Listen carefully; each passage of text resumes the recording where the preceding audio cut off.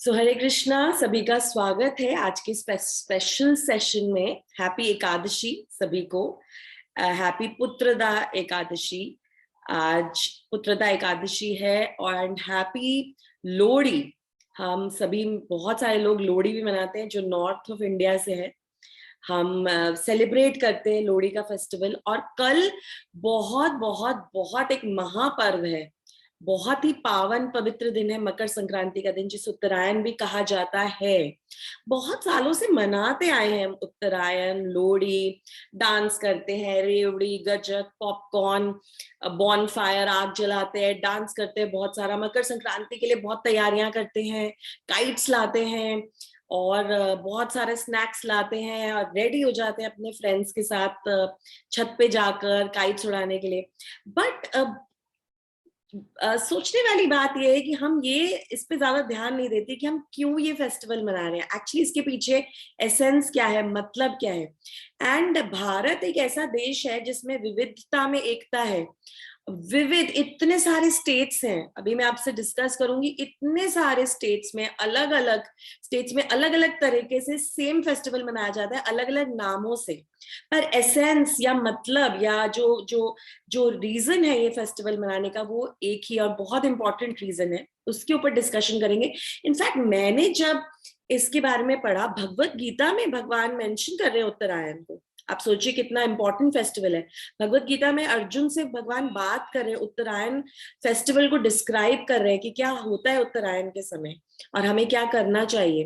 तो जब मैंने इस बारे में पढ़ा तो मैं बहुत सरप्राइज थी, इनफैक्ट अमेज्ड थी कि इतने सालों से हम इस फेस्टिवल को मनाते आए हैं, पर एक्चुअल रीजन हम क्यों मना रहे हैं, क्यों पतंग उड़ा रहे हैं, क्यों हम ऊपर छत पर जा रहे हैं, क्यों पूरे दिन सन में खड़े रहते हैं, धूप में खड़े रहते हैं, क्यों इसके बाद सर्दी कम हो जाती है, क्यों दिन लंबे होने लग जाते हैं, क्या है रीजन इस सब का।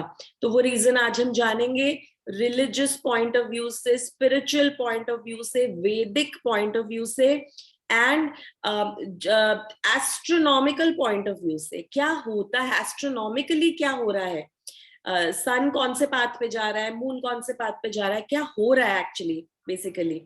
तो वो सब आज हम जानेंगे। तो स्टार्ट करते हैं आज का सेशन।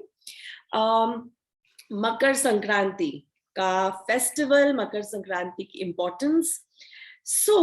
बहुत सारे लोग, हम जानते हैं, दिवाली के बाद न्यू ईयर मनाते हैं। और हम तो गुजरात में रहते हैं तो हम तो जानते हैं किस तरह से हम लाभ पांचम मनाते हैं। दिवाली के बाद सभी नव वर्ष की शुभकामनाएं देते हैं एक दूसरे को, बेस्तु वर्ष, नव वर्ष, ऐसे सब new year, happy new year wish करते हैं, गिफ्ट्स देते हैं सबको, मिठाइयां बांटते हैं। वो एक न्यू ईयर माना जाता है। उसके बाद आता है 31 दिसंबर, जो कि विदेशी लोगों के लिए, वेस्टर्नर्स के लिए न्यू ईयर होता है। और हम भी, because we are very tolerant, और हम जो भारतीय लोग हैं, इंडियंस हैं, वो सभी रंग में रंग जाते हैं। हम भी उस न्यू ईयर को भी मनाते हैं। 31 को भी हम रात को 12 बजे तक सब जग कर एक दूसरे को हैप्पी न्यू ईयर बोलते हैं। नेक्स्ट डे बहुत सारे मैसेजेस भेजते हैं और उस टाइम पे भी हम हैप्पी न्यू ईयर मनाते हैं। नाउ एक सीक्रेट जो मैं आपसे शेयर करने जा रही हूँ वो ये है कि कल जो मकर संक्रांति का दिन है, 14 जनवरी, उत्तरायण, ये भी न्यू ईयर सिग्निफाई करता है। That's also a happy new year. Tomorrow is also a start of a happy new year. But किसका न्यू ईयर है ये? ये कल से जो न्यू ईयर स्टार्ट होने वाला है वो देवताओं का 33 करोड़ जो देवी देवता हैं ऊपर के प्लैनेट्स में स्वर्ग लोक में जो 33 करोड़ देवी देवता है, उनका न्यू ईयर का फर्स्ट डे है कल। So it's a very very happy new year for all the devi devatas. तो आप कल सुबह उठ के उनको विश कीजिएगा happy new year. WhatsApp messages जैसे हम अपने फ्रेंड्स को भेजते हैं, रिलेटिव्स को भेजते हैं, तो कल सुबह टाइम होगा सभी देवी देवताओं को हैप्पी न्यू ईयर विश करने का। Makar Sankranti is the start of the first day of a new year for all the 33 crore devi devatas, demigods and demigoddesses. Okay, basically इसमें हो क्या रहा है? इसमें हो ये रहा है कि सूरज जो प्लैनेट है, सूर्य, वो एंटर कर रहा है धनुर राशि से निकलकर पिछला जो मास गया दिसंबर वाला, दैट वाज धनुर्मास। धनुर्मास से निकलकर, धनुर राशि से निकलकर एंटर कर रहा है मकर राशि में। जैसे हमारे कैलेंडर में 12 मंथ्स हैं और हर मंथ की एक एक अलग अलग राशि है। सो सन निकल रहा है धनुर राशि से, वो मंथ खत्म हो रहा है, और मकर राशि में घुस रहा है, एंटर कर रहा है, संक्रमण कर रहा है। And that is why it is called Makar Sankranti, because मकर राशि में संक्रमण कर रहा है सूर्य, एंटर कर रहा है सूर्य। सो वैदिक कैलकुलेशंस के हिसाब से, वैदिक गणना के हिसाब से हम टाइम को कैलकुलेट करते हैं सन और मून के हिसाब से। सन और मून को कहा गया है श्री कृष्ण की दो आंखें, उनकी दो आईज है, सन और मून। एंड उस हमारा जो वैदिक कैलेंडर है वो either it's a lunar calendar और it's a solar calendar. Lunar calendar जब हम मून या चंद्रमा के हिसाब से जब हम कैलेंडर देखते हैं तो हम कैलकुलेट करते हैं अमावस्या, पूर्णिमा, हाफ मून, मून के अलग अलग फेजेस हम सभी जानते हैं, और एकादशी हम जानते हैं कि it is the 11th day of the waxing and waning moon. So 2 बारी महीने में एकादशी आती है, क्योंकि एक बारी जब मून बढ़ रहा है पूर्णिमा की तरफ तब एकादशी आती है 11th डे, और दूसरी टाइम एकादशी आती है जब मून का जो साइज है वो कम हो रहा है, इट इज वेनिंग, पूर्णिमा से अमावस्या की तरफ मून के जो स्टेजेस हैं वो गुजर रहे हैं। सो that is one way of looking at the calendar, looking at the days of the month. So Ekadashi is a part of that lunar way of looking at the calendar. दूसरा जो तरीका है that is the solar calendar, सौर वर्ष। हम सूरज, सौर मास गणना, सूरज के हिसाब से हम गणना करते हैं अपने टाइम की, और उससे हम देखते हैं कि सूरज एवरी मंथ प्रवेश करता है अलग मंथ में, अलग राशि में। And so that is why 12 महीने हैं तो 12 राशियां हैं, पर उसमें से 4 राशियां बहुत इंपॉर्टेंट हैं। जो 4 राशियां इंपॉर्टेंट हैं वो, उनमें से एक राशि है मकर राशि। तो 4 राशियां जो इंपॉर्टेंट है वो है मेष, कर्क, तुला एंड मकर संक्रांति, मकर राशि। सो ये मकर राशि 4 राशियों में से बहुत इंपॉर्टेंट है। नाउ अब इस दिन का जो खास महत्व है वो ये है कि सूर्य मकर राशि में तो एंटर कर ही रहे हैं, प्लस सूर्य उत्तरायण की तरफ गति कर रहे हैं। Suraj is moving in the northern hemisphere towards the northern direction, ऊपर की तरफ गति कर रहे हैं। हम जानते हैं कि किस तरह से सूरज किस तरह से मूवमेंट करते हैं। तो अगले जो 6 महीने हैं सूरज उत्तर दिशा में अपना मूवमेंट कर रहे हैं, सो उत्तरायण की तरफ मूवमेंट कर रहे हैं। And these 6 months are considered to be very auspicious, क्योंकि सूरज की गति ऊपर है तो हम सभी की गति ऊपर है। इन 6 मंथ्स में कहा जाता है कि अगर कोई अपने शरीर को त्यागता है तो उसकी आत्मा हमेशा ऊपर के लोकों में प्रस्थान करती है, पलायन करती है ऊपर के लोकों में। इसका ये सिग्निफिकेंस है। और दक्षिणायन के टाइम, जो बाद के जो 6 मंथ्स है जब सूरज सदर्न हेमिस्फीयर में ट्रैवल कर रहा है, मूवमेंट कर रहा है, तब अगर कोई अपने शरीर को त्यागता है so it is not considered to be very auspicious, क्योंकि कहा जाता है कि फिर हम नीचे के लोकों में जाते हैं। इसमें ये समझना जरूरी है कि ये जो मटेरियल वर्ल्ड है जिसमें हम रह रहे हैं, इसमें सिर्फ धरती या सिर्फ अर्थ नहीं है, या सिर्फ वो 9 प्लैनेट्स नहीं है जिनके बारे में हम अपनी ज्योग्राफी की बुक्स में पढ़ते हैं, Mercury, Venus, Earth, Mars, Jupiter, Saturn, Uranus, Neptune, Pluto. हम सिर्फ और सिर्फ 9 प्लैनेट्स के बारे में पढ़ते हैं, और हम ये भी देख रहे हैं कि scientist actually are discovering new planets. Pluto के बाद नया प्लैनेट डिस्कवर किया साइंटिस्ट ने। सो बेसिकली श्रीमद् भागवतम में बताया गया कि ये सिर्फ 9 प्लैनेट्स नहीं है, असंख्य प्लैनेट्स हैं यूनिवर्स में। एंड बेसिकली इस मटेरियल वर्ल्ड में 14 प्लैनेटरी सिस्टम्स हैं। ये मैंने पहले भी इस बारे में चर्चा की थी। 14 प्लैनेटरी सिस्टम्स हैं, और जो अर्थ, जो प्लैनेटरी सिस्टम है अर्थ, वो बीच में आता है, एकदम सेंटर में। It is number 7। और इसके ऊपर अच्छे अच्छे लोक है, ऊपर जन लोक, महालोक, तप लोक, सत्य लोक, विच इज ब्रह्म लोक, जो सबसे टॉप का लोक है। तो स्वर्ग सबसे टॉप का लोक नहीं है। कॉन्ट्ररी टू आर इंफॉर्मेशन, हम सोचते हैं कि जो स्वर्ग है वो सबसे टॉप का लोक है, हमें कुछ भी करके स्वर्ग जाना है, बस that's our ultimate destination. But that is wrong, because स्वर्ग के ऊपर भी तपलोक, महरलोक, जनलोक, सत्यलोक, ब्रह्मलोक है। एंड धरती के नीचे सिर्फ नर्क या सिर्फ पाताल नहीं है, तल, अतल, वितल, तलातल, महातल, सुतल, ऐसे अलग अलग अलग अलग अलग अलग लोक हैं।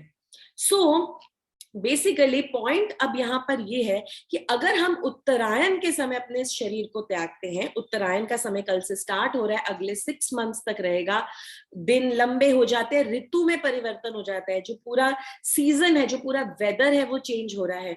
हम हमेशा जानते हैं कि उत्तरायण के बाद से हम कहते हैं कि सर्दी कम होने लग जाती है, गर्मी ज्यादा हो जाती है, फसलें उगने का टाइम हो जाता है, फसल कटने का टाइम हो जाता है, दिन लंबे होने लगते हैं, रातें छोटी होने लगती है। So it's a change of weather, change of season.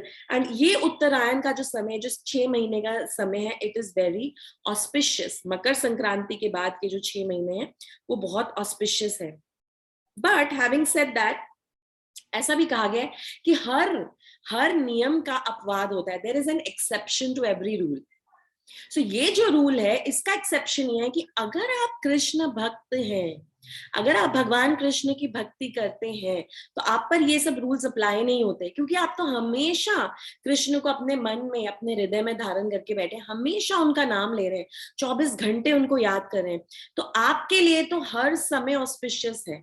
आप एज अ कृष्ण भक्त जब भी अपने अपने शरीर को त्यागेंगे, वो ऑस्पिशियस ही टाइम होगा आपके लिए। इनफैक्ट भगवान श्री कृष्ण 8वें अध्याय में, भगवत गीता के 8वें अध्याय के 5वें श्लोक में कहते हैं, इसके बारे में हमने लास्ट टाइम चर्चा की थी, क्योंकि अभी हम वैसे 8th चैप्टर की चर्चा कर रहे हैं अपनी क्लास में। तो लास्ट टू लास्ट टाइम हमने इस बारे में चर्चा की थी कि 8th चैप्टर के 5वें श्लोक में भगवान क्या कह रहे हैं, अंत काले च मम एव स्मरण मुक्त्वा कलेवरम। अंत काले, अंत काल में जो मुझे स्मरण करता है, जो मेरा स्मरण करता है, उसका, वो अपने कलेवर से मुक्त हो जाता है, वो अपने इस शरीर से, पंच तत्व से बने हुए शरीर से मुक्त हो जाता है, और कहा जाता है सीधा मुझे प्राप्त करता है। अगर आपने पिछली 2 क्लासेस अटेंड की हैं, तो आपको याद होगा हमने उसके ऊपर डिटेल में चर्चा की थी कि किस तरह से प्राण त्यागते वक्त ये आत्मा जब हमारे इस पंच महाभूत के शरीर से निकल रही होती है, तो हमारा क्या स्मरण होता है, हमारा क्या कॉन्शियसनेस होता है, उस पर डिपेंड करता है कि आत्मा आगे कौन से शरीर को धारण करेगी। हमने इस बारे में चर्चा की थी। तो यहाँ पर भगवान वही कह रहे हैं कि तुम्हारे लिए, कृष्ण भक्त तुम्हारे लिए, मेरे भक्त तुम्हारे लिए एक्सेप्शन है। तुम कभी भी अपने शरीर को त्यागो, अगर मेरे स्मरण में त्यागोगे तो मुझे ही पाओगे। बट उत्तरायण का ये जो समय है 6 महीने का, जो कल से स्टार्ट हो रहा है, it is very important for yogis. जो योगी प्रत्याहार, प्राणायाम, एकदम हिमालय की चोटियों में जाकर जो बिल्कुल योग, अष्टांग योग, हठ योग की जो तपस्या करते हैं, मेडिटेट करते हैं भगवान के ऊपर, और उनका ध्येय क्या है, उनका ध्येय ये नहीं है कि वो भगवान के पास, उनके धाम में जाकर उनकी सेवा करें। उनका ध्येय है कि वो भगवान की जो भी इफल्जेंस है, लाइट है, ब्रह्म ज्योति है, उसमें जाके खो जाए, उसमें जाकर मिल जाए। तो ऐसे योगियों के लिए ये समय बहुत इंपॉर्टेंट है, क्योंकि इस समय वो जानबूझकर अपने श्वास को, अपनी ब्रेथ को, अपने शरीर को छोड़ने की कोशिश करते हैं, ताकि वो भगवान को, भगवान की ब्रह्म ज्योति में जाकर लीन हो सके। तो एक तो ये इंपॉर्टेंस हुई मकर संक्रांति की, उत्तरायण की, कि अगले 6 महीने बहुत ऑस्पिशियस है। तभी ये जो खर मास है, ये कल समाप्त हो रहा है। कल के बाद आप देखेंगे फिर से, of course barring the COVID pandemic, आप देखेंगे कि कल से पवित्र समय शुरू हो रहा है, पायस ऑस्पिशियस टाइम शुरू हो रहा है। तो जनेयू, पूजाएं, शादियां, ये सब कल से स्टार्ट हो रही हैं फिर से, क्योंकि भगवान उठ गए हैं। भगवान, देवी देवताओं का डे 1 है, फर्स्ट ईयर का, उनके ईयर का डे 1 है, वो सब उठ गए, सब देवी देवता उठ गए हैं, तो अच्छा खुशी का माहौल है। और सूर्य देवता जो है उत्तरायण में प्रयाण कर रहे हैं, तो सब अच्छा टाइम है। तो अब सब लोग अच्छे अच्छे कार्य करने स्टार्ट कर देंगे, ऑस्पिशियस कार्य स्टार्ट कर देंगे। दूसरी चीज, अब एक थोड़ी सी जियोलॉजी, एस्ट्रोनॉमी में जाऊं तो आपको एक चीज बताऊं कि हमारी जो ये अर्थ है ना, पृथ्वी अपने एक्सिस पे तो घूमती है, रोटेट करती है, पर सूरज के अराउंड भी घूमती है। सो पृथ्वी रोटेशन भी करती है, रेवोल्यूशन भी करती है। तो सूरज के अराउंड जब घूमती है ना, तो पूरे 1 साल में एक चक्कर काटती है। तो सपोजिंग यहां से स्टार्ट हुई, 1 साल 12 महीने के बाद वापस इस पॉइंट पे आ जाती है। 1 साल में पूरा एक चक्कर लगाती है सूर्य के around, which is called a सौर वर्ष, सोलर ईयर। पृथ्वी चक्कर काट रही है सूरज का। बट देवताओं की जो गणना है ना, उनका जो टाइम का कैलकुलेशन है, काल की जो उनकी गणना है, उसके हिसाब से पृथ्वी सूरज के अराउंड रेवोल्यूशन करती है, एक साल में नहीं, एक दिन में। तो हमारा एक साल, हमारे टाइम फ्रेम का जो एक साल है, 1 ईयर है, वो देवताओं का एक दिन है।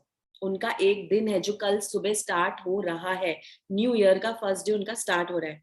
तो हमारे ये जो 6 महीने हैं ना उत्तरायण के, जो कल से स्टार्ट होने हैं, फर्स्ट 6 मंथ्स, ये देवताओं का दिन है। उनका भी दिन 12 घंटे का होता है और रात 12 घंटे की होती है।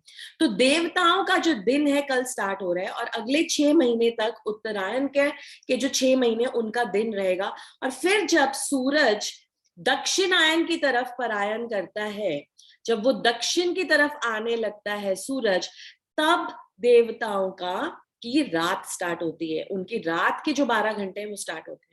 सो इन सिंपल टर्म्स, हमारा 1 ईयर इज इक्वल टू देवताओं का 1 डे। हमारा 1 solar year is equal to their 1 day.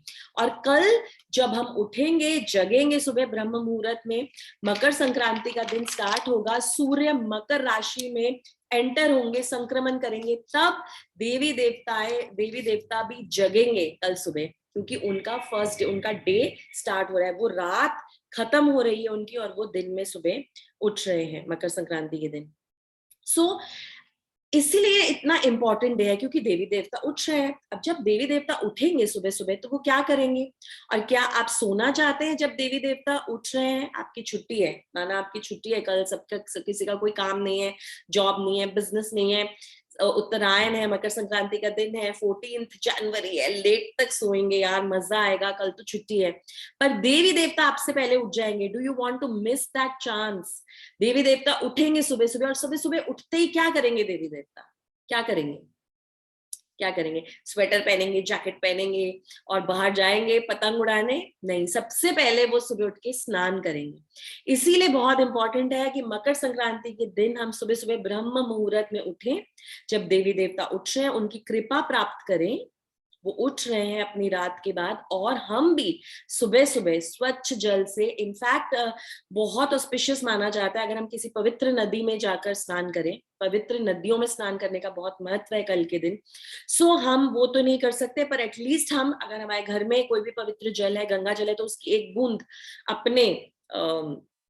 अपनी बाल्टी के में, अपने पानी में डालकर उससे हम स्नान कर सकते हैं। सो इट्स इम्पॉर्टेंट कि हम कल सुबह ब्रह्म मुहूर्त में जगे, स्नान करें, देवी देवताओं को नमन करें, क्योंकि उनका डे स्टार्ट हो रहा है, और उनकी कृपा प्राप्त करें। इसीलिए पवित्र स्थानों पर जाने का, पिलग्रिमेज स्थानों पर जाने का, वहां पर स्नान करने का बहुत महत्व है। और सूर्य देवता की वंदना करने का, उनकी पूजा करने का बहुत महत्व है कल के दिन। इसीलिए आप क्या सोचते हैं, हम क्यों छत पर जाते हैं और क्यों सूरज की तरफ देखते हैं बार बार अपने सनग्लासेस पहनकर? क्यों वहां ही देखते हैं पूरे टाइम जब पतंग उड़ा रहे होते हैं? क्योंकि हम उनको वेलकम कर रहे हैं, सूर्य देवता को वेलकम कर रहे हैं। और पतंगे उड़ाकर, रंग बिरंगी पतंगे उड़ाकर हम उनको वेलकम कर रहे हैं, हम उत्साह मना रहे हैं, हम सेलिब्रेट कर रहे हैं। इसीलिए हम रंग बिरंगे पतंगे उड़ाते हैं, और तिल, गुड़, चिक्की, सारी मीठी चीजें हम खाते हैं और खिलाते हैं सभी को, क्योंकि हम सेलिब्रेट कर रहे हैं। एंड अगर आप दूसरे स्टेट्स में देखें, यूपी बिहार में इसे खिचड़ी पर्व कहा गया है। वहां पर खिचड़ी बनती है, सूर्य देवता की आराधना की जाती है, पूजा की जाती है, खिचड़ी बांटी जाती है। असम में इसे बिहू के नाम से जाना जाता है इस फेस्टिवल को। साउथ में पोंगल के नाम से जाना जाता है, पोंगल बनाते हैं, खाते हैं। Pongal is also rice and गुड़, मीठे चावल, तो मीठी खिचड़ी जैसे बनाकर वो खाते हैं। इनफैक्ट आंध्र प्रदेश में 3 दिन तक चलता है ये फेस्टिवल। सो सभी स्टेट्स में ये फेस्टिवल मनाया जाता है, सभी स्टेट्स में। पंजाब में तो आज ही मना रहे हैं, हम लोहड़ी मना रहे हैं। महाराष्ट्र में तिल गुड़ के लड्डू बनाए जाते हैं, बांटे जाते हैं। इनफैक्ट प्रयागराज में माघ का मेला स्टार्ट होता है कल। प्रयागराज में, जो इतनी पायस जगह है, कुंभ का मेला कल स्टार्ट होता है। सो ये सारे ऑस्पिशियस चीजें कल स्टार्ट होती है। कल के दिन ही गंगा सागर मिलन होता है, गंगा जाकर सागर से मिलती है। इसकी भी एक बहुत ब्यूटीफुल कथा है कि किस तरह से गंगा जी आए और सागर से मिलते हैं, कल के दिन में गंगा मैया मिलती है। सो बेसिकली गंगा मैया पहले जब भौतिक जगत में नहीं आई थी, गंगा मैया स्पिरिचुअल वर्ल्ड में थी। एंड उस समय हम सब ने कथा सुनी हुई है वामन देव की, कि किस तरह से वामन देव बलि महाराज के पास जाते हैं, और वामन देव श्री कृष्ण खुद है, ड्वार्फ फॉर्म में, एकदम वटु फॉर्म में वामन देव श्री कृष्ण के रूप में जाते हैं। और वहां पर बलि महाराज को कहते हैं कि मैं तो छोटा सा ब्राह्मण हूँ, और बलि महाराज बहुत इंप्रेस हो जाते हैं उनसे। बलि महाराज हालांकि असुर है, he is a demon, but वो बहुत दानी होते हैं, बहुत बड़े दानी होते हैं। वो कहते हैं आप ब्राह्मण, आप मेरे पास आए हैं, आप जो मांगेंगे मैं आपको दे दूंगा। और तब वो कहते हैं कि मुझे तो सिर्फ 3 पग जितनी धरती चाहिए। वो कहते हैं अरे आप सब कुछ ले लीजिए, 3 पग, आपके तो छोटे छोटे पग हैं, क्या आएगा उसमें। तो फिर जब वामन देव अपना पैर आगे करते हैं, तो एक पैर से तो पूरा भौतिक जगत ले लेते हैं, एक पैर उनका पूरा स्पिरिचुअल वर्ल्ड में, आध्यात्मिक जगत में रख लेते हैं। अब कुछ बचता ही नहीं है देने के लिए। तो बलि महाराज कहते हैं आप मेरे सर पर अब अपना तीसरा पग रख लीजिए। तो उनके सिर पर रखते हैं, तो बलि महाराज उनके दास, उनके सेवक बन जाते हैं। और जब वामन देव जब अपना ये जो पैर है ये आध्यात्मिक जगत में, स्पिरिचुअल वर्ल्ड में रख रहे होते हैं, तब वो जो कवरिंग है, जो मटेरियल और स्पिरिचुअल वर्ल्ड के बीच में तो एक कवरिंग है जो उसको सेपरेट करती है, वहां पर एक हल्का सा, उनके नाखून से एक हल्का सा छिद्र हो जाता है, छेद हो जाता है, होल हो जाता है।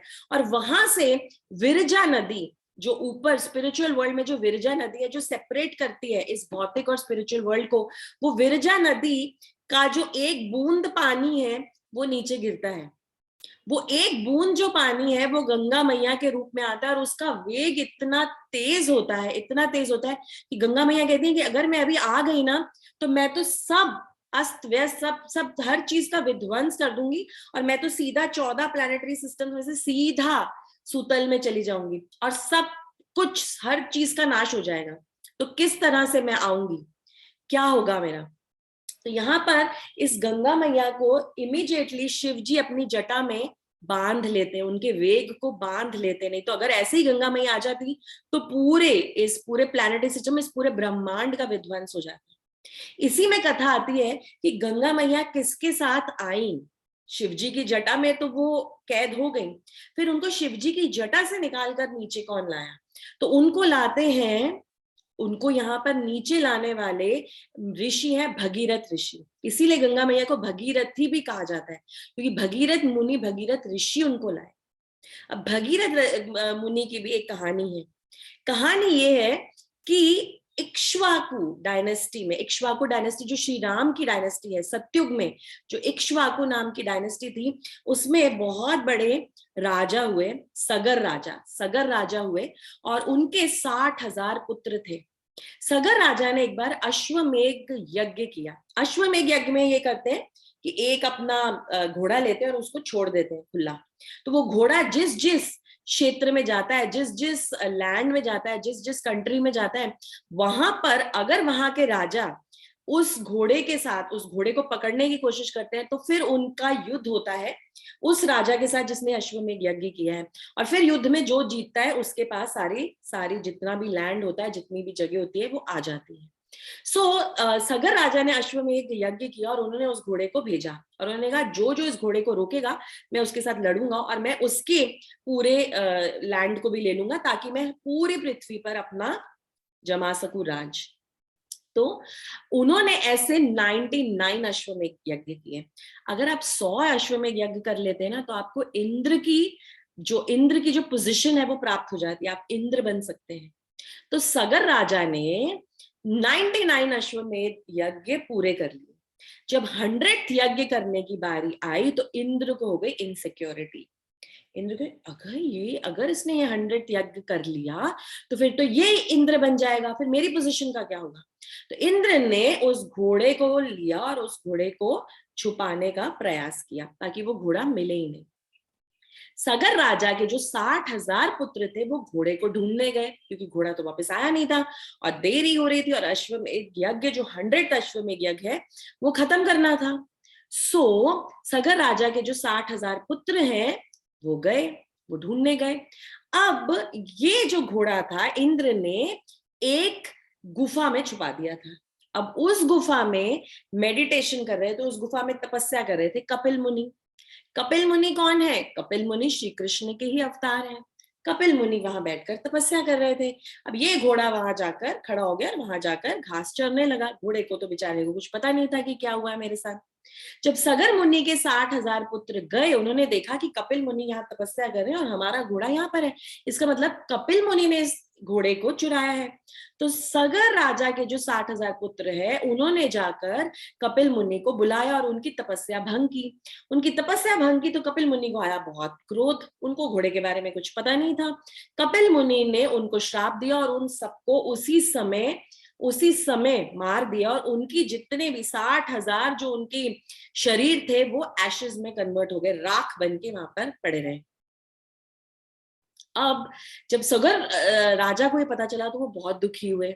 उन्होंने कहा अब ये यज्ञ का तो क्या करे, पर मेरे तो सारे पुत्र ही चले गए हैं, तो मैं अपने पुत्रों को वापस कैसे लाऊं। तो उन्होंने अपने पुत्र को भेजा, अंशुमन को भेजा। अंशुमन राजा गए कपिल मुनि के पास और उन्होंने कपिल मुनि से कहा कि प्लीज आप कुछ कीजिए और मुझे ये सारे जो पुत्र हैं, ये सारे पुत्र जो सगर राजा के हैं, मुझे वापस चाहिए। तो वो कहते हैं कि तुम तपस्या करो तभी तुम्हें ये प्राप्त हो पाएंगे। तो अंशुमन राजा ने बहुत सी तपस्या की, पर कपिल मुनि उनसे प्रसन्न नहीं हुए। फिर अंशुमन के जो बेटे हैं दिलीप राजा, वो गए। उन्होंने बहुत सालों तक तपस्या की, कपिल मुनि उनसे प्रसन्न नहीं हुए। फिर दिलीप के जो पुत्र है भगीरथ, जो एक्चुअली सगर राजा के ग्रेट ग्रैंडसन हुए, वो गए। उन्होंने तपस्या की और उनकी तपस्या से कपिल मुनि एकदम प्रसन्न हो गए और उन्होंने कहा तुम गंगा मैया को ले आओ। गंगा मैया का जो पवित्र जल है, अगर इनकी राख पर डालोगे तो ये जो है स्वर्ग में जा सकते हैं। अभी तो मैंने इन सबको नर्क भेज दिया है, तो तुम अगर गंगा मैया का जो पवित्र जल, उनकी कुछ बूंदे भी इनके ऊपर डालोगे तो फिर ये इनको मुक्ति मिल जाएगी और ये स्वर्ग को प्राप्त हो जाएंगे। तब भगीरथ ऋषि ने बहुत तपस्या की गंगा मैया को लाने के लिए, और फिर गंगा मैया मानी और शिव जी की जटा में से एक लट निकली। शिव जी ने अपनी जटा में गंगा मैया को पूरा बांध दिया था और एक लट जो गंगा मैया की निकली, वो गंगा मैया गंगोत्री से होती हुई, हिमालय पर्वत से होती हुई नीचे आई भगीरथ ऋषि के साथ। भगीरथ ऋषि वो गंगा मैया को लेकर आए और फिर वो गंगा मैया को ले जाकर उन्होंने ये गंगा मैया को जाकर उस सागर से मिलन कराया जहां पर कपिल मुनि का आश्रम था। सो गंगा सागर जो कि बंगाल में है ये जगह, वहां आज के दिन, कल के दिन, मकर संक्रांति के दिन गंगा मैया जाकर सागर से मिलती हैं और कपिल मुनि के आश्रम में जो 60,000 सगर राजा के जो पुत्रों की जो राख है, वो फिर जाती है स्वर्गलोक में। इसीलिए कल के दिन अपने सारे पूर्वजों का तर्पण करने का भी बहुत बड़ा महत्व है। अगर हम गंगा मैया में जाकर स्नान करें, गंगा मैया में जाकर अपने पूर्वजों के लिए तर्पण करें, तो उसका बहुत बड़ा महत्व है। सो ये एक और इम्पोर्टेंस, गंगा मैया जाके मिलती है गंगा सागर से, इसलिए गंगा सागर का बहुत बड़ा मेला लगता है कल। तो कुंभ मेला, माघ मेला, गंगा सागर मेला, ये सभी मेले लगते हैं। अब ये सूर्य देव हम कर तो रहे हैं, सूर्य देव इतने इंपॉर्टेंट है, सूर्य देव की पूजा की जाती है। सूर्य देव है कौन है ये सूर्य देव, इतने इंपॉर्टेंट क्यों है कि इतना फेस्टिवल मनाया जा रहा है। मकर संक्रांति इतना इंपॉर्टेंट डे है, इतनी अच्छी अच्छी चीजें हो रही है मकर संक्रांति के दिन। तो ब्रह्म संहिता जो ब्रह्मा जी ने खुद लिखी है, उसमें ब्रह्मा जी कहते हैं, जो खुद पृथ्वी के रचयिता है, वो कहते हैं कि सूर्य देव सभी देवी देवताओं के राजा है सूर्य देव, एंड महातेजस्वी है। और कहते हैं कि भगवान की एक आंख है सूर्य देव, और इतना तेज है इनके अंदर, इतना तेज है कि ये इनकी वजह से ही सारा समय का चक्र चलता है। एंड इतने बड़े कर्म योगी हैं सूर्य देव, एक भी दिन छुट्टी नहीं लेते, हर रोज भगवान श्री कृष्ण की सेवा में हाजिर रहते हैं। और ये तो हम जानते ही हैं कि हम बहुत कृप करते हैं, अहमदाबाद में इतनी गर्मी होती है, इतना टेम्परेचर होता है, इतना सन है, इतना सनी है, इतनी हीट है, इतना गर्म है, बट हम जानते हैं कि एक दिन भी अगर सूर्य देवता के दर्शन ना हो तो कितनी मुश्किल होती है, हम कितने परेशान होते हैं। हम कहते हैं आज तो सन ही नहीं निकला, आज तो सूरज ही नहीं निकला, कितना ग्लूमी डे लग रहा है। तो हम जानते हैं कि ये जो इतना जो तेज है, इतना जो ओजस्वी है ये सूर्य, ये सारा जो तेज है, सारा प्रकाश किससे लेते हैं? श्री कृष्ण से स्वयं लेते हैं। तो ब्रह्मा जी श्री कृष्ण को नमन करते हैं और कहते हैं कि आपकी एक आंख, सूर्य जो सभी देवी देवताओं के राजा है, उनमें कितना तेज है, उनमें कितना प्रकाश है, और उन्हीं से ये पूरी प्रकृति, ये पूरी धरती चलती है। तो सूर्य देवता वो है। और सबसे इंपॉर्टेंट चीज, भगवत गीता में श्री कृष्ण अर्जुन को बोलते हैं कि हे अर्जुन, ये ज्ञान भगवत गीता का जो मैं तुम्हें दे रहा हूं, ये मैंने बहुत समय पहले, सबसे पहले, इनफैक्ट सबसे पहले मैंने ये ज्ञान मैं बहुत बार दे चुका हूं। पहली बार तुम्हें नहीं दे रहा हूं, ये ज्ञान मैं बहुत बार दे चुका हूं, और सबसे पहले मैंने ये ज्ञान सूर्य देव विवस्वान को ही दिया था। तो आप इंपॉर्टेंस समझिए सूर्य देवता की, उनको सबसे पहले ये ज्ञान मिला है भगवत गीता का, नॉट अर्जुन। अर्जुन को बाद में मिला, द्वापर युग में। तो उससे बहुत पहले जब पृथ्वी की सृष्टि हुई, ब्रह्मा जी ने रची ये धरती, ये सृष्टि, तब सबसे पहले ये ज्ञान भगवत गीता का सूर्य देव विवस्वान को ही मिला, श्री कृष्ण ने ही दिया। सो सूर्य देवता इतने इंपॉर्टेंट है। दूसरी इंपॉर्टेंट चीज, भगवत गीता में ही 8th चैप्टर में ही 24th वर्स में, 24वें श्लोक में, भगवान उत्तरायण, मकर संक्रांति जो कल जो पर्व है, उत्तरायण जो कल स्टार्ट हो रहा है, उसका क्लियर डिस्क्रिप्शन दे रहे हैं भगवान।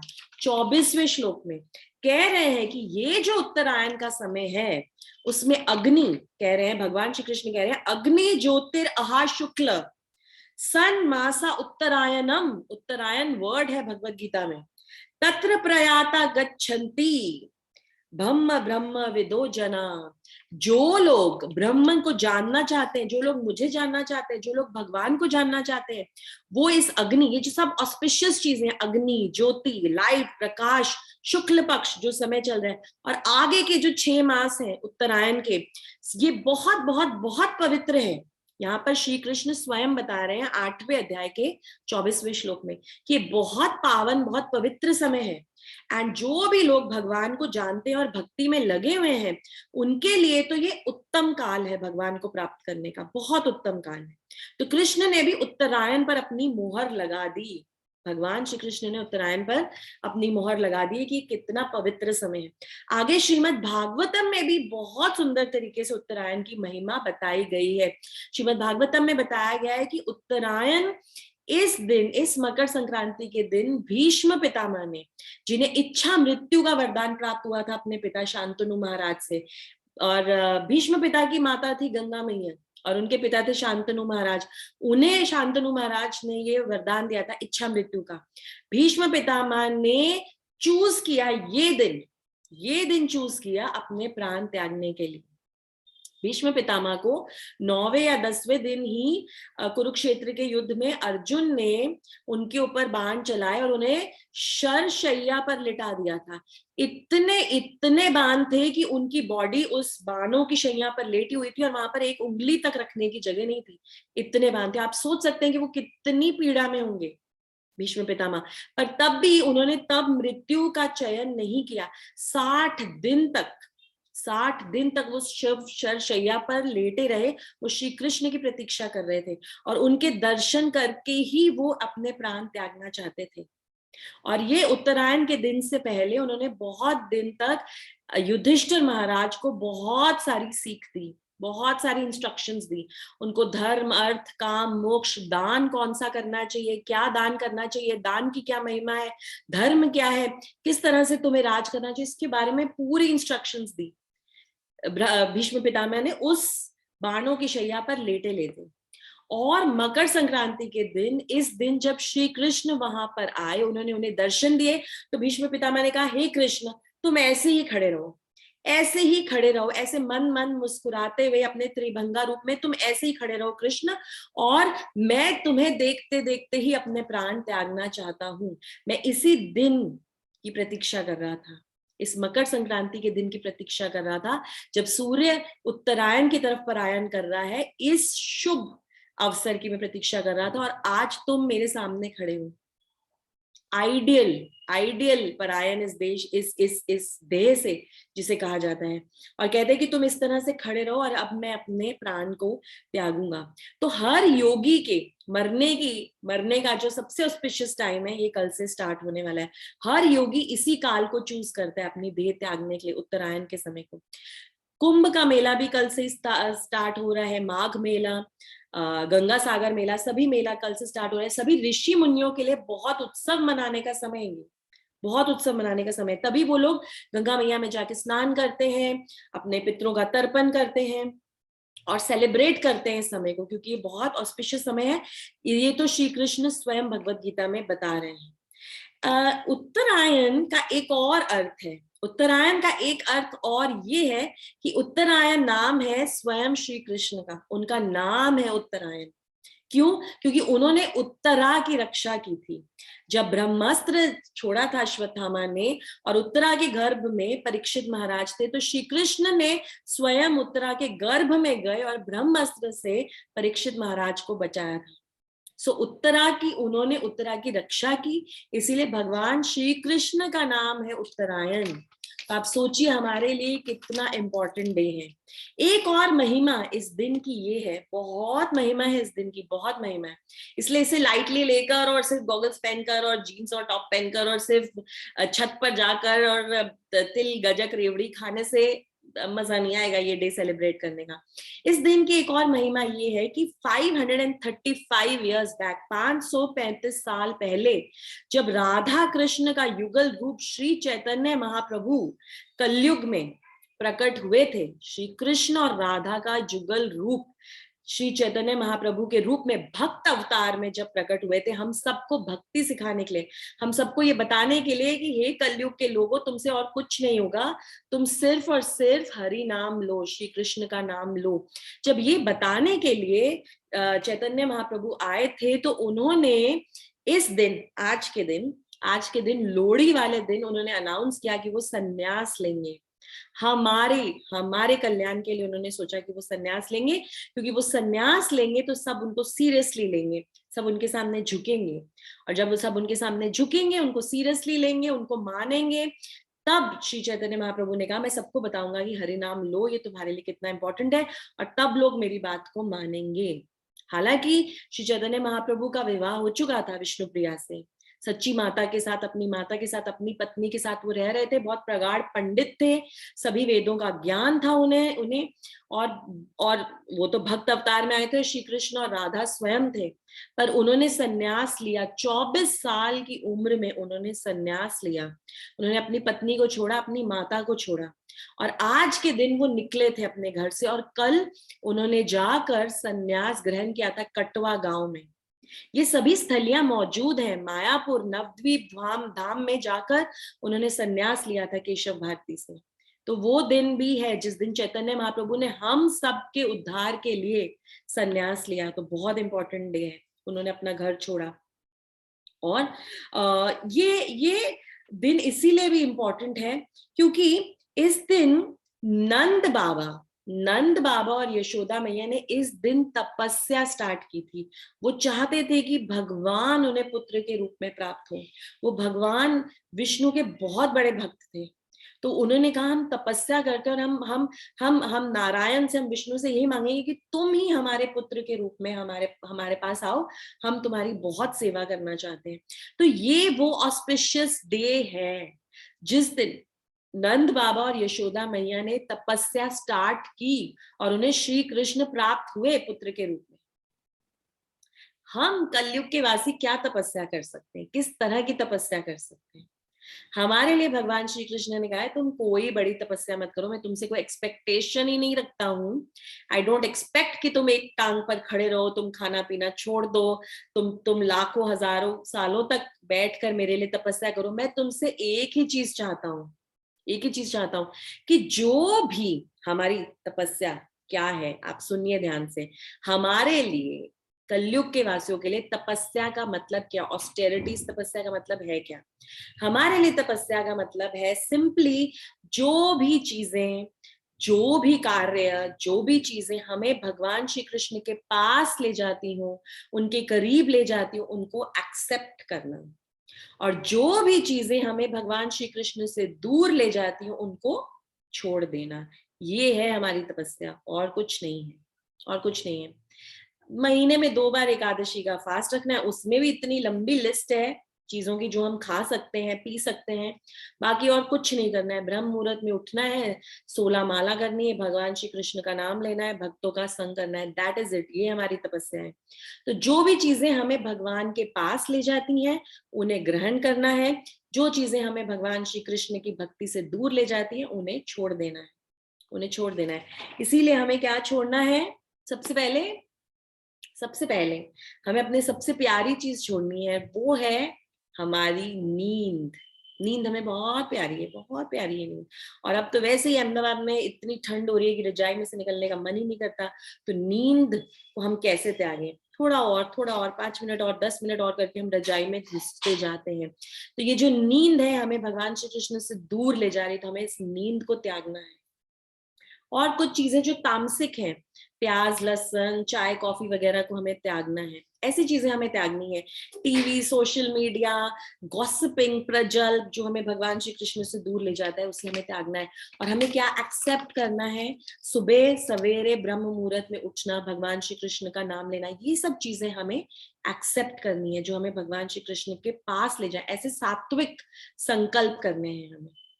इतनी महिमा है कल के दिन की। मैंने आपको इतनी सारी चीजें बताई। कितने सारे स्टेट्स में मकर संक्रांति मनाई जाती है। Firstly just to recap quickly, और उसके बाद हम डिस्कस करेंगे कि हम क्या क्या कर सकते हैं कल के दिन, ऐसा क्या करें जिससे हमारा ये दिन पावन पवित्र और बहुत सक्सेसफुल हो, और हमें भगवान की भक्ति के और हमें भगवान के करीब ले जाए।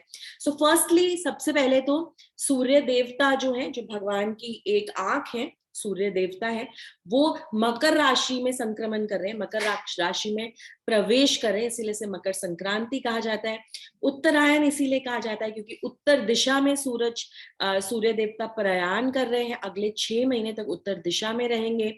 इसीलिए भी ये दिन इंपॉर्टेंट है क्योंकि ये देवी देवताओं का हैप्पी न्यू ईयर है, उनके न्यू ईयर का फर्स्ट डे है। बहुत इंपॉर्टेंट है उनके लिए, हमारे लिए, क्योंकि देवी देवता हर चीज हमें प्रदान करते हैं। हमारे इस शरीर के एक एक अंग को कंट्रोल करते हैं ये देवी देवता। हमारी आंखें, हमारा नाक, हमारा मुंह, हमारे हर शरीर के अधिष्ठात्री देव या देवी कोई ना कोई है, जो देवी या देवता है, जो उसको चलाते हैं। तो हमारे लिए बहुत इंपॉर्टेंट है ये देवी देवता। तो उनका न्यू ईयर का फर्स्ट डे है, वो हमारे लिए इंपॉर्टेंट है। हमारे लिए इंपॉर्टेंट इसलिए क्योंकि गंगा मैया इस दिन पर जाकर सागर से मिली और सगर राजा के सभी पुत्रों को उन्होंने मोक्ष प्रदान किया, उन्हें स्वर्ग लोक में भेज दिया। और गंगा मैया ने यहाँ पर आई हम सभी को पवित्र करने के लिए। आप गंगा मैया में जाकर जितनी बार जाकर डुबकी लगाते, अपने सारे पापों को वहां छोड़ आते हैं गंगा मैया की गोद में, और खुद एकदम एक न्यूली बॉर्न बच्चे की तरह बाहर आ जाते हैं, जिसका कोई कोई पाप या पुण्य नहीं है। तो गंगा मैया इतनी दयालु है, तो गंगा मैया आई। और इसीलिए कहा जाता है कि पवित्र जगहों पे जाकर स्नान करें, तर्पण करें। माघ मेला, कुंभ मेला, सारी ऑस्पिशियस चीजें कल स्टार्ट होती है। चैतन्य महाप्रभु संन्यास लेने के लिए अपने घर से प्रस्थान करते हैं, इतना इंपॉर्टेंट दिन है। नंद बाबा और यशोदा मैया ने तपस्या स्टार्ट की इस दिन, इतना इंपॉर्टेंट डे है ये, उन्हें श्री कृष्ण की प्राप्ति हुई फिर। इसीलिए ये डे इतना इंपॉर्टेंट है। अब इस दिन पर करें क्या? ओके, सिंपली तो मैंने आपको बता दिया कि जो भी चीजें हमें भगवान के पास ले जाती है, सुबह उठे, जल्दी उठे, रजाई के अंदर ना घुसे, ब्रह्म मुहूर्त में उठे, भगवान के दर्शन करें, देवी देवताओं को हैप्पी न्यू ईयर बोले, भगवान को भोग लगाए, एंड उसके बाद भगवान का नाम ले।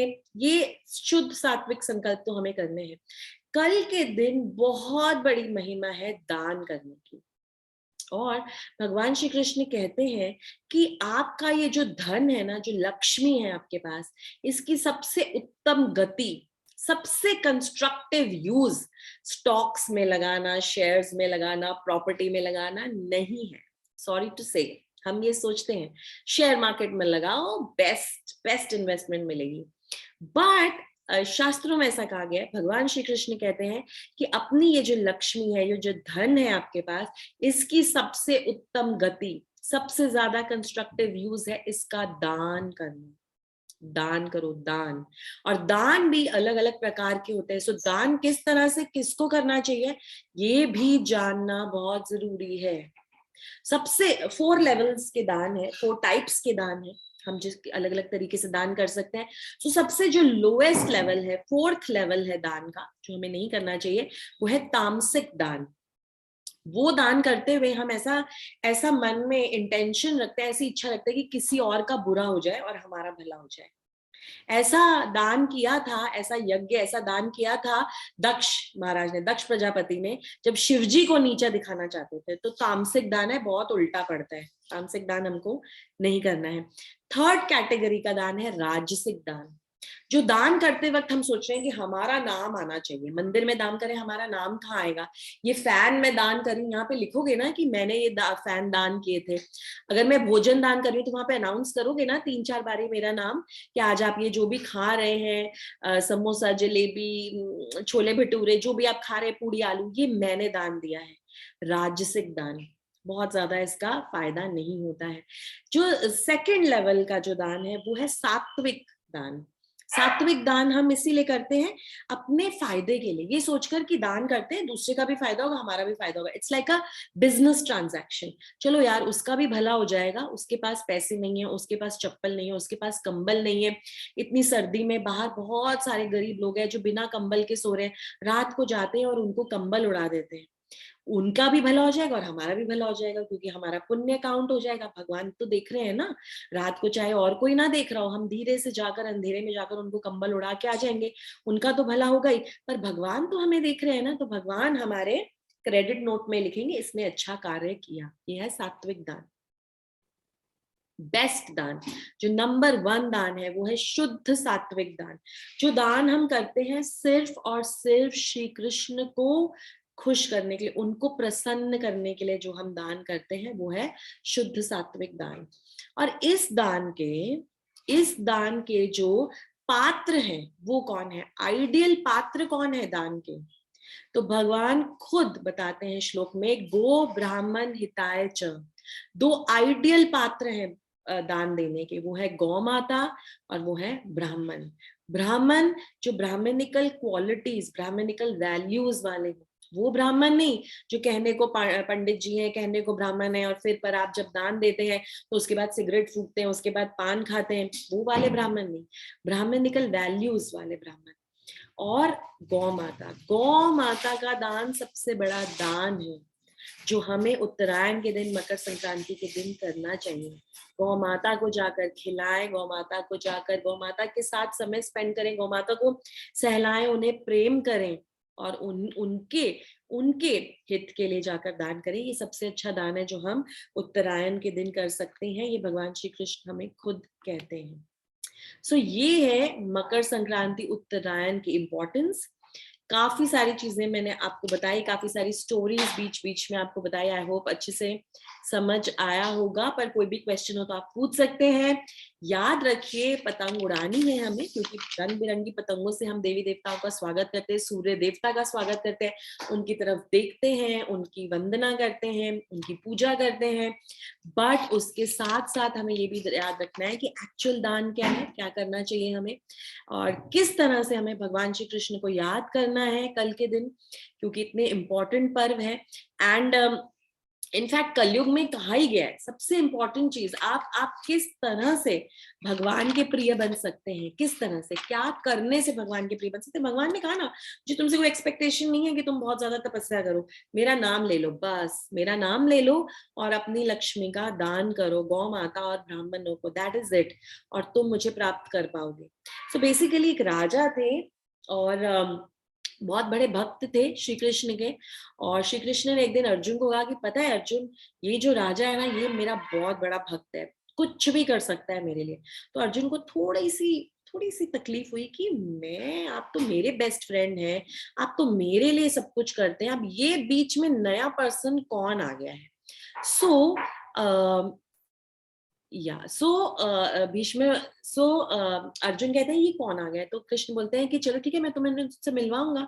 तो अर्जुन बोलते हैं ठीक है, ऐसा करते हैं, एक छोटा सा ना उनके ऊपर टेस्ट करके देखते हैं कि कैसे उनकी भक्ति ना इतनी ज्यादा इम्पोर्टेंट है और इतनी ज्यादा ऐसी है कि आप उसके बारे में बात करें। तो श्री कृष्ण कहते हैं ठीक है, तो जाते हैं उस राजा के पास और उसे कहते हैं कि एक्चुअली भगवान श्री कृष्ण को प्रसन्न करने के लिए एक कार्य तुम्हें करना है।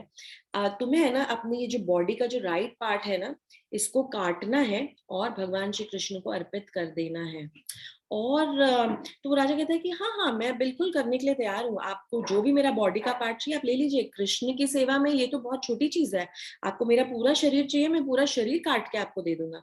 तो अर्जुन कहते हैं कि नहीं, सिर्फ आपका राइट पोर्शन चाहिए। बोलते हैं ठीक है। तो दूसरी दूसरी जो एक पॉइंट यहाँ पर ये है कि आपका जो पुत्र है ना वो काटेगा इसे। तो पुत्र कहता है कि आप मुझसे क्यों कटवा रहे हैं, आप मेरा शरीर ले लीजिए ना। उनकी पत्नी कहती है आप मेरा भी शरीर लीजिए ना, आप हमारे पूरे परिवार को ले लीजिए, पर आप हमसे कटवा क्यों रहे हैं हमारे।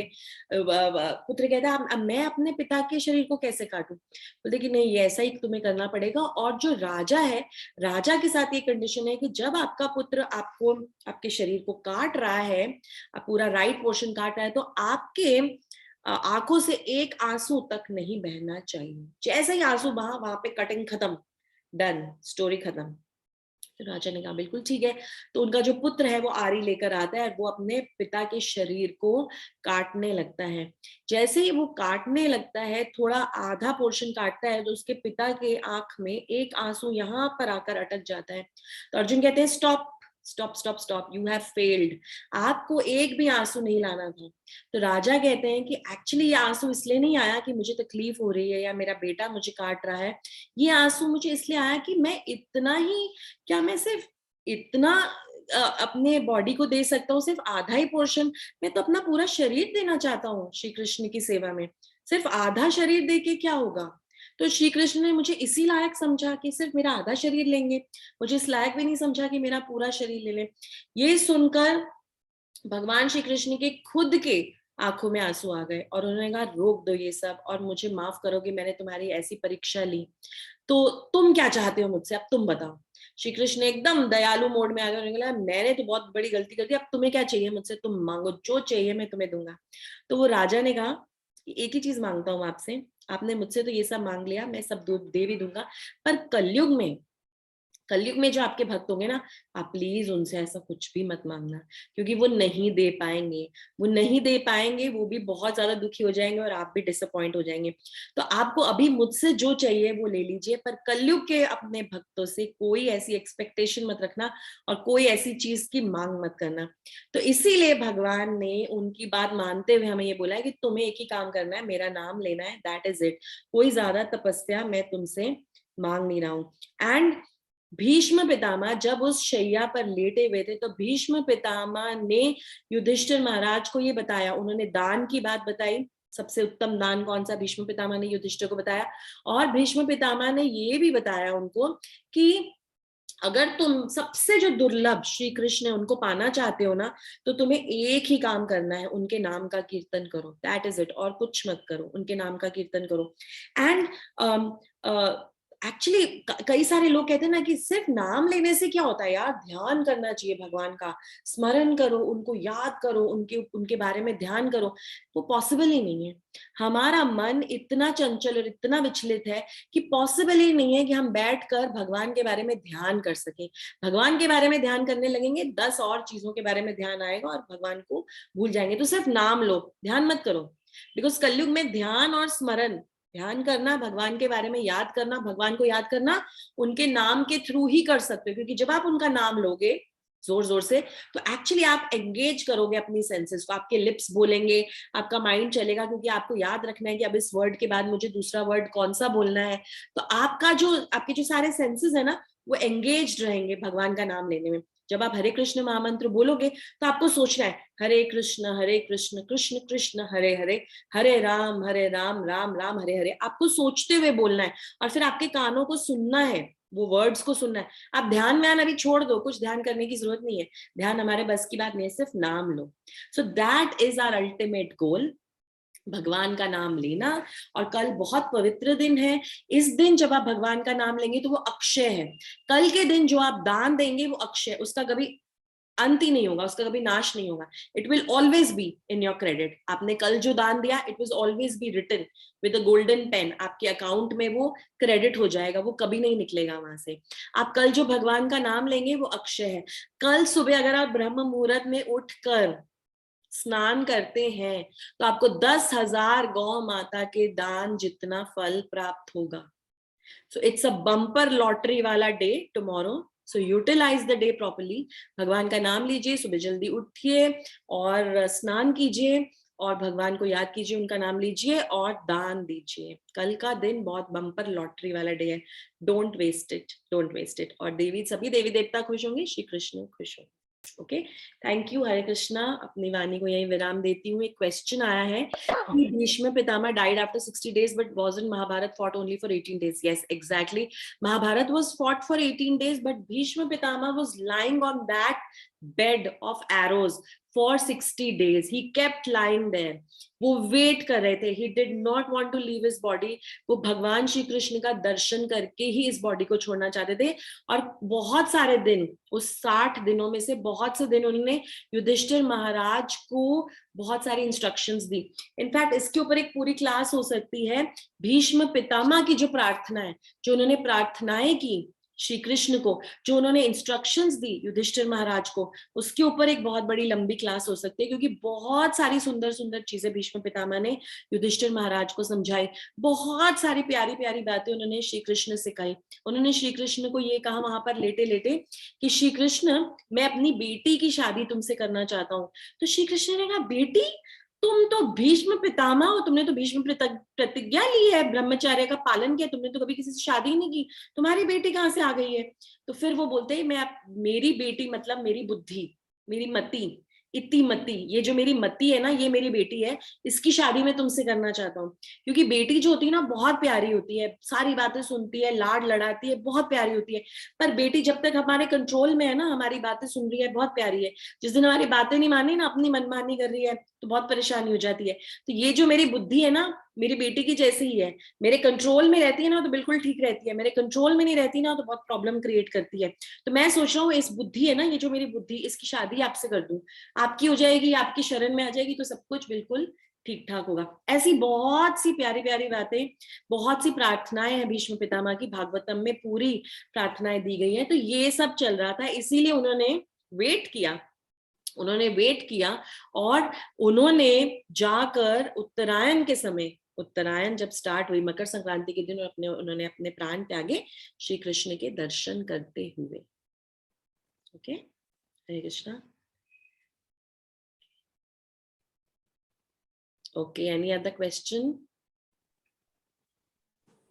हरे कृष्णा मैम। हाँ जी, हरे कृष्णा। हाँ जी मैम, हम दान जो करते हैं, क्योंकि इस दिन बहुत अलग अलग लोग दान करते हैं, तो दान का एक्चुअल पात्र हम किसको माने? मतलब एक्चुअली इस दिन हम अन्न दान भी कर सकते हैं, हम कपड़ों का दान भी कर सकते हैं, हम लक्ष्मी का दान कर सकते हैं, हम ज्ञान का दान कर सकते हैं। ज्ञान का दान कैसे करेंगे? भगवत गीता बांट कर, भगवत गीता लोगों को देकर, कृष्णा बुक बांट कर, श्रील प्रभुपाद की बुक्स बांट कर ज्ञान का दान भी कर सकते हैं। सो एक्चुअल पात्र हम किसको माने?